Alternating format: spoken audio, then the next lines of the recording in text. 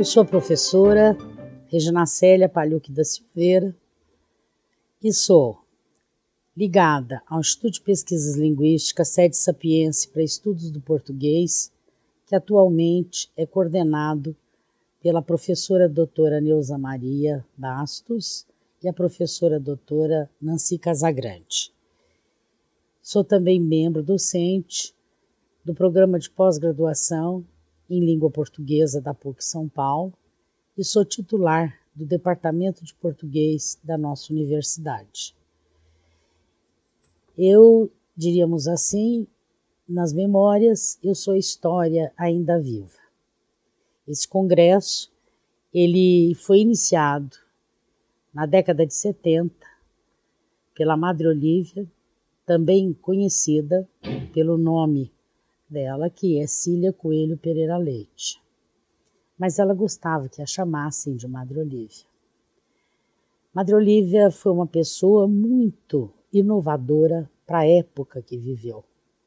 Ela foi uma mulher que tinha uma projeção muito grande. E ela não gostava de lembranças e de passado. A Olívia nasceu para projetar o futuro. E como religiosa, nunca foi contemplativa. Ela foi uma mulher de ação. Então ela era uma mulher extraordinária. E como intelectual, pensadora, cientista, professora, ela formou uma equipe porque ela nunca acreditou em estrelismo. Na vida dela, todo o conjunto da obra de produção dela foi em equipe. E essa equipe que eu fui, diríamos assim, a pessoa mais chegada a ela. A Olívia foi a minha mãe e a minha mentora intelectual. E a Olívia, na década de 70, quando a gente fundou o nosso programa de pós-graduação, a Olívia já entendia que existiam dimensões diferentes para serem pesquisadas em língua portuguesa. Naquela época, existia um distanciamento, e ainda hoje existe, entre a universidade e a escola de primeiro e segundo graus. Imaginem vocês que hoje se chama nível fundamental intermediário.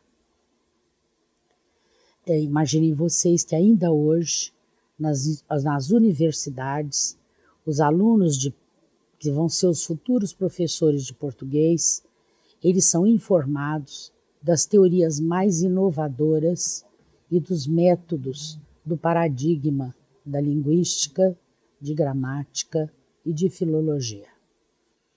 Só que quando eles vão para a sala de aula, o que eles se deparam lá é com o ensino tradicional e que foi sempre realizado conservadoramente neste país, porque as reformas propostas para o ensino, elas mudam de nome, elas mudam de clientela, mas o conteúdo continua o mesmo.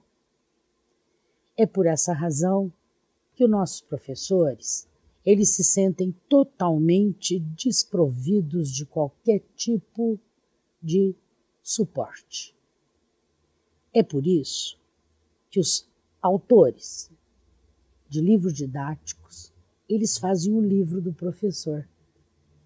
Porque eles, para responder o que está escrito ali, é obedecer PCNs, é obedecer leis e obedecer conteúdos programados a priori, onde um professor não conhece o seu aluno e ele programa, e ele tem um livro e tem um conteúdo para ensinar sem saber quem seu aluno é, sem saber, inclusive, qual é a necessidade real daquele aluno para ele poder vencer.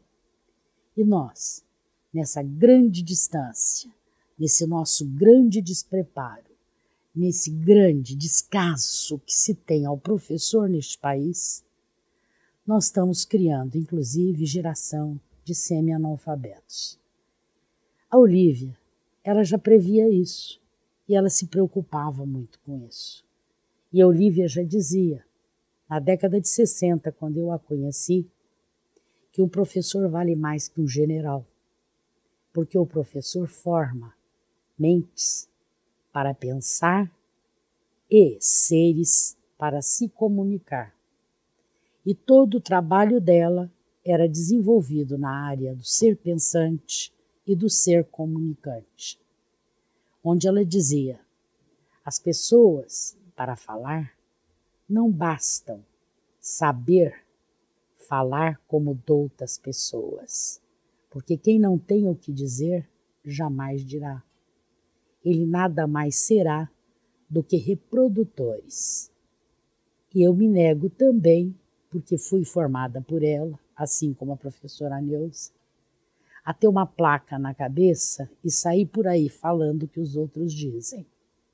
E a nossa preocupação sempre começa com ela na década de 70, onde ela estabelece esse congresso para poder trazer os professores, para poder ver, dentro das inovações, como eles poderiam aplicar isso em sala de aula, trazendo trabalhos ligados. A grande inovação dela, da década de 70, foi introduzir a semântica nos estudos gramaticais e desenvolver o ser pensante, eram os binômios sintáticos semânticos para desenvolver o raciocínio, o que é causa e consequência. Do tipo, por exemplo, para vocês terem uma ideia, tá? Imprudência é acidente. Isso não é uma estrutura de verbo de ligação. Ser, estar, ficar, parecer, continuar. Isto para ela era dado com uma relação de causa e consequência. A causa é a imprudência, a consequência é o acidente.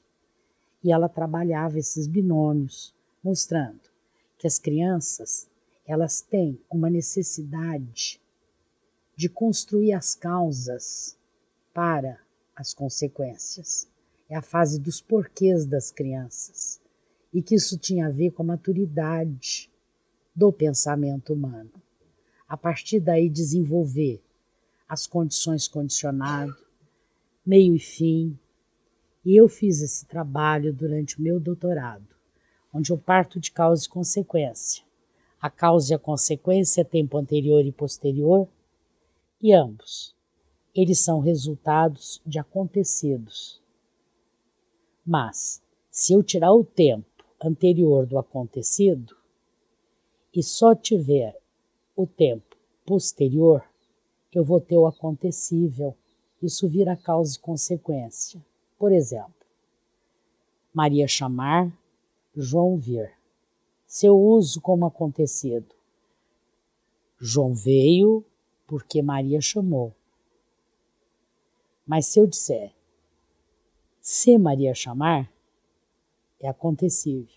João virá, é condição e condicionado. Se eu tenho o acontecido e o acontecível, são relações de meio e fim. Maria chamou para João vir. E nós vamos ter as concessivas. Embora Maria tivesse chamado, João não veio, negando as relações, desenvolvendo o raciocínio das crianças através de uma série de exercícios que eram feitos. Nós temos a coleção PP, Prática de Português, a coleção CIC, que é a sintaxe da semântica, e a coleção CECI, é a semântica da sintaxe. Hoje, nós trabalhamos isso numa outra dimensão. Hoje nós trabalhamos isso na produção de texto e com as formas de representação, com teorias da memória. A teoria da memória de Atkinson é uma teoria muito importante, é a teoria da memória por armazéns. A maneira pela qual o homem capta o mundo a partir de um ponto de vista, como que o mundo captado ele passa a ser um referente e como que ele, pelo ponto de vista, ele se torna tema dentro de um texto. E porque um tema, ele progride em um texto para dar a noção de completude. Essas noções vocês teriam num exemplo do tipo, de um texto do Drummond. Marilda, ao nascer, ganhou 2 anjos da guarda. Marilda está tematizada na proteção, que são os anjos da guarda. Isso faz parte da memória social, conhecimentos enciclopédicos, traços culturais pela religiosidade. Entra a segunda oração. Em vez de ajudar, atrapalharam. Relações de causa e consequência, mas é o mesmo tema, são os anjos da guarda. Um queria que ela fosse à igreja, outro queria que ela fosse à escola. Resolução. Ela, aborrecida, resolveu mandá-los embora e mantém o anjo da guarda, tematizado na proteção. Eles, arrependidos, resolveram voltar. E Maria só os aceitou se pudesse obedecer um de cada vez. E ele conclui: Maria hoje é o anjo da guarda dos seus anjos da guarda. Em outros termos, Maria hoje é o ser que orienta, que dirige, não é quem guarda. E é isso que é proteger, é orientar, é abrir perspectivas. E é isso que nós vimos fazendo aqui. Esse congresso tem tantos anos porque ele vem cumprindo a sua função. Esse congresso é exatamente de trazer para esses professores uma perspectiva de trabalho em sala de aula e não deixá-los sem saber o que fazer, onde eles tratam da gramática do padrão como início, meio e fim. E nem eles sabem o que está escrito nessa gramática. Muito obrigada.